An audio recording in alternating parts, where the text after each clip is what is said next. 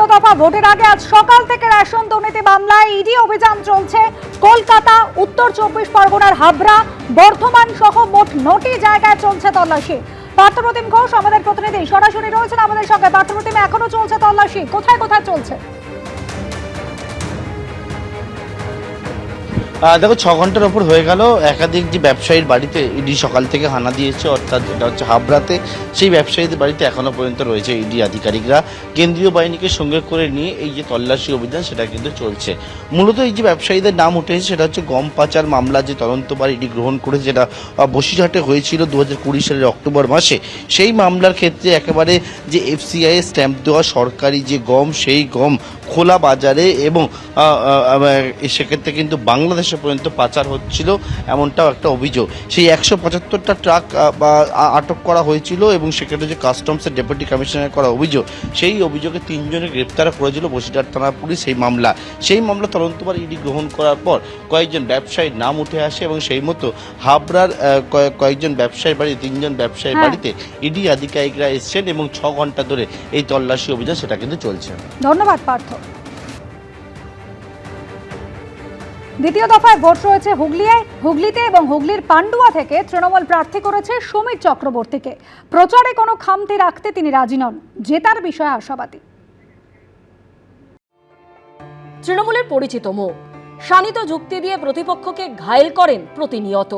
ভোটের ময়দানে এর আগেও লড়াই করেছেন। এবার হুগলির পান্ডুয়া থেকে তৃণমূল প্রার্থী করেছে সমীর চক্রবর্তীকে। তার প্রতিপক্ষ বিজেপির তুষার কুমার মজুমদার। আর সিপিএম এখানে প্রার্থী করেছে আমজাদ হোসেনকে। কংগ্রেসের হয়ে দাঁড়িয়েছেন সনাতন মান্ডি। ঘরের মাঠ নয়, কিন্তু তাতে কি? প্রচারে খামতি নেই বর্ষিয়ান তৃণমূল নেতা সমীর চক্রবর্তীর। পান্ডুয়া জুড়ে প্রচার করছে জোর কদমে।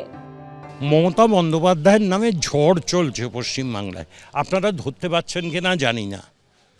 দেখুন, একটা হচ্ছে এসআইআর বিজেপির জন্য বুমেরাং হয়ে গেছে।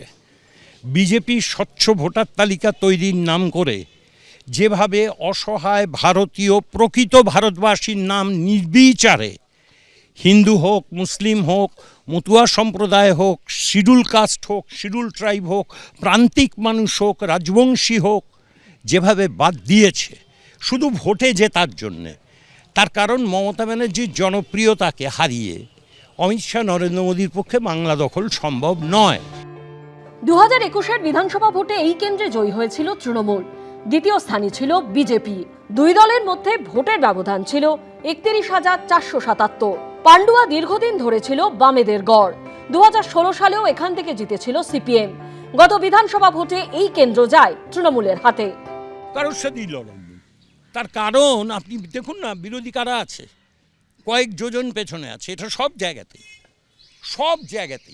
দ্বিতীয়ত একজন হবেন, সে কে হবে মানুষ ঠিক করবে, সেটা তো আমার হাতে নয়। গণদেবতা তারাই শেষ কথা বলে। আমি বহুবার একটা কথা বলি, আইন শেষ কথা বলে না, আদালত শেষ কথা বলে না, কোনো রাজনীতিবিদরা শেষ কথা বলে না, কোনো সাংবাদিক শেষ কথা বলে না।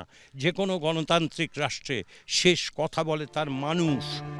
2016 সালে বাঁকুড়ার তালডাংরা থেকে জয়ী হন সমীর চক্রবর্তী। এবার কেন্দ্র বদল, চ্যালেঞ্জও অনেক বেশি। তবে জয়ের বিষয়ে আত্মবিশ্বাসী তিনি। উজ্জ্বল মুখোপাধ্যায়, এবিপি আনন্দ। এবিপি আনন্দ, এগিয়ে থাকে, এগিয়ে রাখে।